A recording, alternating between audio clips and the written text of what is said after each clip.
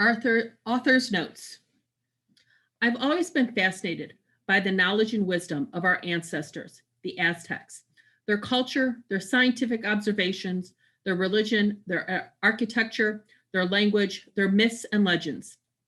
Everything about them is extraordinary. I wanted to write a story that brought all the magic and wonder of the ancestors to my readers. I wrote Summer of the Mariposas with the intent of showcasing both our modern and ancient Mista legends by juxtaposing them against one of the greatest stories ever told, the Odyssey.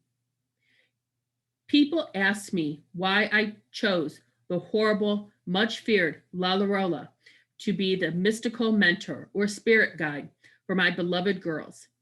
I think it's because I've always believed in Lalarola to be a meddling, and in a sense, I wanted to show her in a positive light.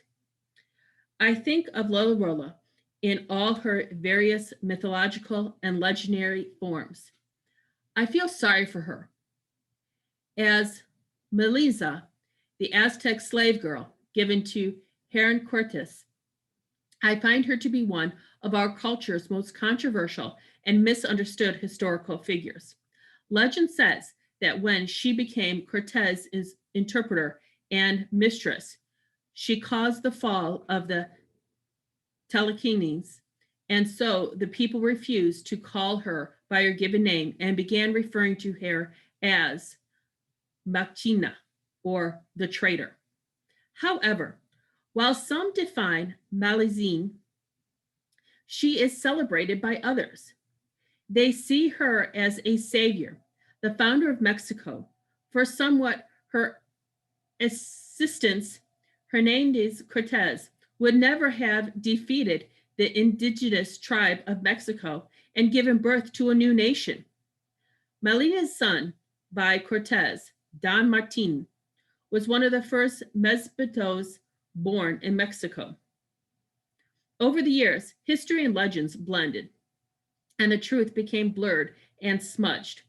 But somewhere along the way, Malzina became associated with the mythological figure La Lorella. According to the stories, Cortez left Mexico to go back to court. There, he became enamored of and engaged to a Spanish noblewoman. So he returned to Mexico to retrieve his children. It was that treacherous act that supposedly sent Macklin into such a rage as to take her two children and drown them in the river to spite Cortez. Somehow, I find that too abhorrent an act for any mother to carry through.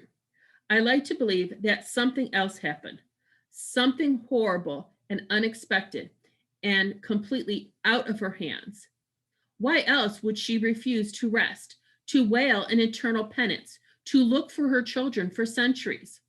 Why would she lose herself in her pain if she was anything but innocent? I think it was just easy for people to villainize Malitines and believe her capable of killing her own children because she was so detested.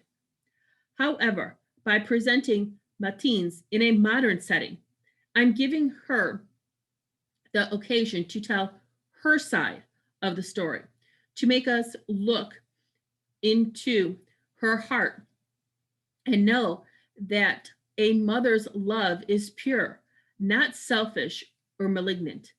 Using La Llorona as a mystical guide afforded me the opportunity to redeem her. After all, as parents, we all make mistakes and we all deserve a chance to make things right, much like Mama does at the end of this book when she transforms herself. Above all else, I wrote this story because I wanted to celebrate the extraordinary bond between children and their mamas. Mothers are very important. They have a special place. Ina mi Cortez. Mothers are for love.